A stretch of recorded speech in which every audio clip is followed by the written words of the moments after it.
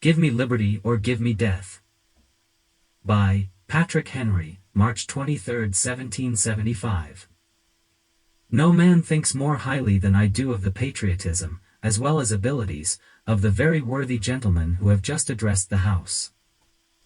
But different men often see the same subject in different lights. And, therefore, I hope it will not be thought disrespectful to those gentlemen if, entertaining as I do opinions of a character very opposite to theirs, I shall speak forth my sentiments freely and without reserve. This is no time for ceremony. The questing before the House is one of awful moment to this country. For my own part, I consider it as nothing less than a question of freedom or slavery, and in proportion to the magnitude of the subject ought to be the freedom of the debate.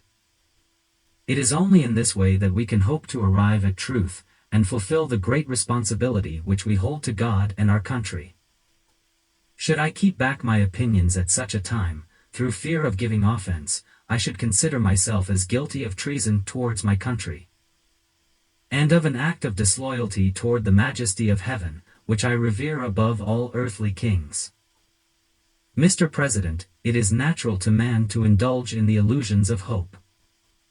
We are apt to shut our eyes against a painful truth, and listen to the song of that siren till she transforms us into beasts. Is this the part of wise men, engaged in a great and arduous struggle for liberty? Are we disposed to be of the number of those who, having eyes, see not, and, having ears, hear not, the things which so nearly concern their temporal salvation? For my part, whatever anguish of spirit it may cost, I am willing to know the whole truth, to know the worst, and to provide for it. I have but one lamp by which my feet are guided, and that is the lamp of experience.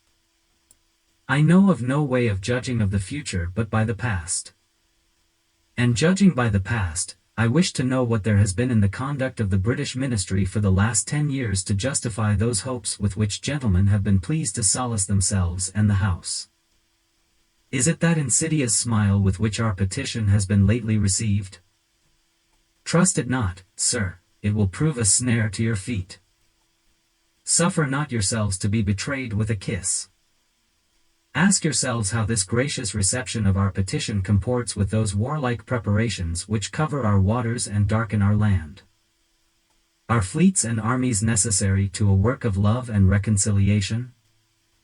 Have we shown ourselves so unwilling to be reconciled that force must be called in to win back our love? Let us not deceive ourselves, sir, these are the implements of war and subjugation, the last arguments to which kings resort.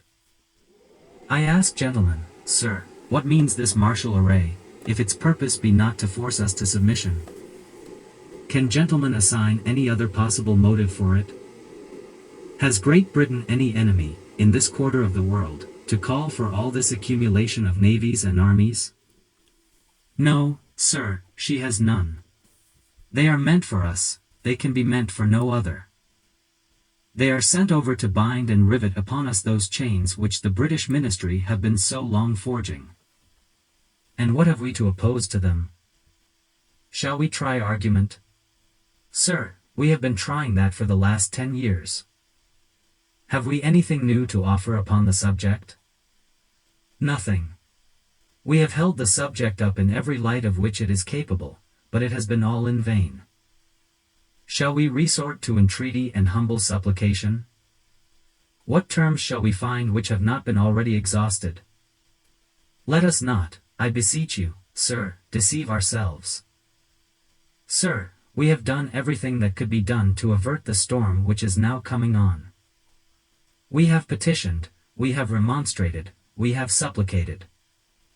We have prostrated ourselves before the throne, and have implored its interposition to arrest the tyrannical hands of the ministry and parliament. Our petitions have been slighted, our remonstrances have produced additional violence and insult, our supplications have been disregarded. And we have been spurned, with contempt, from the foot of the throne.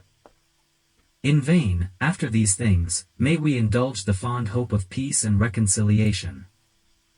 There is no longer any room for hope. If we wish to be free, if we mean to preserve inviolate those inestimable privileges for which we have been so long contending, if we mean not basely to abandon the noble struggle in which we have been so long engaged, and which we have pledged ourselves never to abandon until the glorious object of our contest shall be obtained, we must fight. I repeat it, sir, we must fight. An appeal to arms and to the God of hosts is all that is left us. They tell us, sir, that we are weak, unable to cope with so formidable an adversary. But when shall we be stronger? Will it be the next week, or the next year? Will it be when we are totally disarmed, and when a British guard shall be stationed in every house? Shall we gather strength by irresolution and inaction? Shall we acquire the means of effectual resistance by lying supinely on our backs and hugging the delusive phantom of hope, until our enemies shall have bound us hand and foot?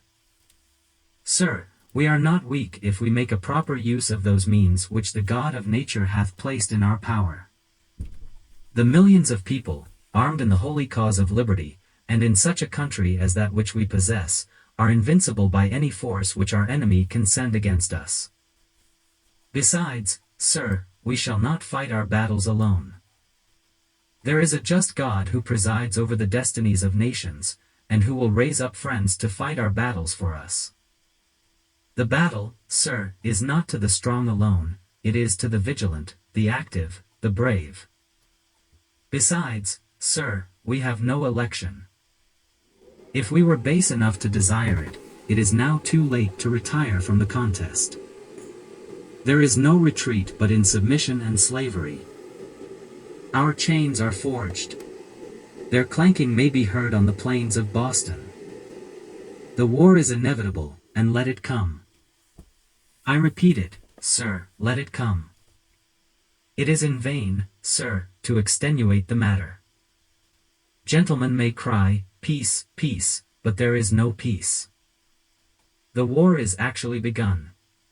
The next gale that sweeps from the north will bring to our ears the clash of resounding arms. Our brethren are already in the field. Why stand we here idle?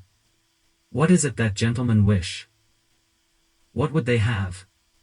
Is life so dear, or peace so sweet, as to be purchased at the price of chains and slavery? Forbid it, Almighty God. I know not what course others may take, but as for me, give me liberty or give me death.